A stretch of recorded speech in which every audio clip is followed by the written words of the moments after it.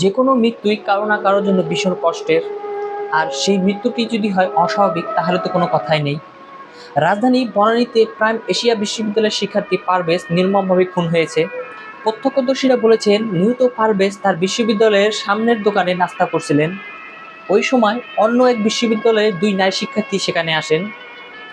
ওই দুই নারী শিক্ষার্থীর অভিযোগ পারভেজ তাদেরকে দেখে হাসি ঠাট্টা করেন, আর তারা তার ব্যবস্থা নেওয়ার জন্য তাদের বন্ধু বান্ধবদের ডাকেন। শুরু হয় ঝগড়া বিবাদ ও মারামারি। এক পর্যায়ে শিক্ষকদের সহযোগিতায় ব্যাপারটি মীমাংসা হয়ে যায়, কিন্তু পরবর্তীতে আবারও হামলার শিকার হন পারভেজ। দেখুন ঘটনাটা কতই না তুচ্ছ। সামান্য ঝগড়া বিবাদ থেকে একজন মানুষের মৃত্যু পর্যন্ত হয়ে গেল। মানুষের জীবনের যেন কোনো মূল্যই নেই। ঝগড়া বিবাদ মারামারি ও রাগের বহিঃপ্রকাশ থেকে ৮ থেকে ১০ জন বন্ধু মিলে কি ঘটনাটা না ঘটিয়ে ফেলল। দিন শেষে তারাই তো আফসোস করবে, সে তো আমাদেরই সহপাঠী ছিল, কেন রাগের বহিঃপ্রকাশ থেকে এই ঘটনাটি ঘটিয়ে ফেললাম। এই যদি পরিস্থিতি হয় তাহলে সবকিছু চরম পর্যায়ে চলে গেছে।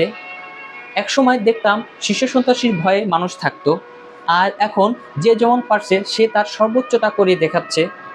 যারা সামান্য তুচ্ছ ঘটনা থেকে মৃত্যু পর্যন্ত ঘটিয়ে দিতে পারে, একদিন তারাই শীর্ষ সন্ত্রাসী হয়ে গড়ে উঠবে। দেশটা তো আমাদের, তাহলে এভাবে কি চলবে এ দেশ?